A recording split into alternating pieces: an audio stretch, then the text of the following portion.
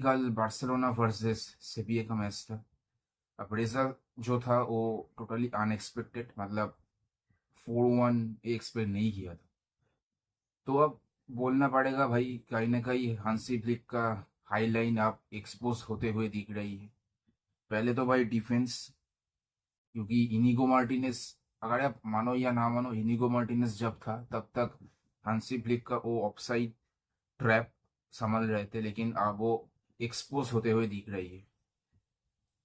अब सीजन तो और भी बाकी है, अब पता नहीं क्या होगा। ये पूरा ब्लेम जाता है भाई बोट का, क्योंकि कोई डिफेंडर साइनिंग्स नहीं किया है इनिगो मार्टिनेज जाने के बाद। तो कहीं ना कहीं पूरा ब्लेम मैं बोट का ही दूंगा। मुझे लगता है कि अब हंसी फ्लिक को थोड़ा टैक्टिकल चेंजेस करनी पड़ेगी, क्योंकि अगर ऐसा ही चलता रहा तो बिग गेम्स में वो बॉटल अप कर जाएंगे, जैसा हमने पीएसजी मैच में देखा। और कल से भी मैच तो है ही, एल क्लासिको भी है। इस बार रियल मैड्रिड शायद वो ऑफसाइड ट्रैप एक्सपोज कर देगा, क्योंकि जो छोटी छोटी टीम कर रही है और पीएसजी भी करके दिखाई है। तो इसको थोड़ा टैक्टिकल चेंजेस करनी पड़ेगी। गेम प्ले की बात बोलूँ तो देख, मैं मतलब किया ही बोलूँ, मतलब किसी का भी बोलने का मन ही नहीं है। खास करके डैनी ओल्मो एकदम गलीज फुटबॉल खेल रहा था। मतलब 60-65 मिलियन वेस्ट ऑफ मनी। अगर यहाँ पर फिरमिन लोपेज होता, राफिनिया होता तो भाई थोड़ा इफेक्ट तो होता। रोनी बर्दा जी साबिन होने के बाद जब आया तो बहुत ही अच्छा खेल रहा था। 3-4 चांसेस क्रिएट भी किए थे, वो तो बैड लक था कि बुरी नहीं कर पाए। लेवेंडोस्की का पेनल्टी मिस हुआ।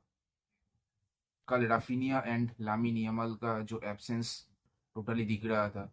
फिरमिन लोपेस भी बोल लो, जो इंटेंसिटी क्रिएट करती है फिरमिन लोपेस, कालो मैच में एकदम ही नहीं था, एकदम ही नहीं था। डिफेंस का तो मैं बात ही नहीं करूंगा, मतलब totally disaster to be honest.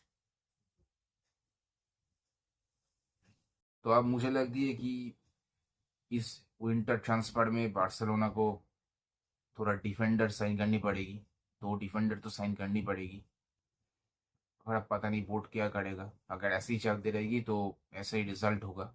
तब तो माननी पड़ेगी कि बार्सिलोना हाई इंटेंसिटी, फिजिकल जो इंटेंसिटी है वो बिट नहीं कर सकता। थोड़ा लैग कर रही है फिजिकलिटी में। तो कल सेविया ने वही करके दिखाई थी, हाई लाइन पर चढ़ के खेल रही थी, और उसकी वजह से बहुत सारे चांसेस भी क्रिएट किए थे। 7-8 गोल इजीली हो सकते थे, लेकिन कहीं ना कहीं भाई डिफेंस ने संभाल लिया था। सिजनी ने सेव भी किया था, बहुत सारे सेव भी किया था, 3-4 सेव भी किया था, तो उसकी वजह से स्कोर लाइन थोड़ा लो हो गया था। लेकिन अगर मैं उसको भी पकड़ लूँ तो 7-8 गोल इजीली आ सकती थी।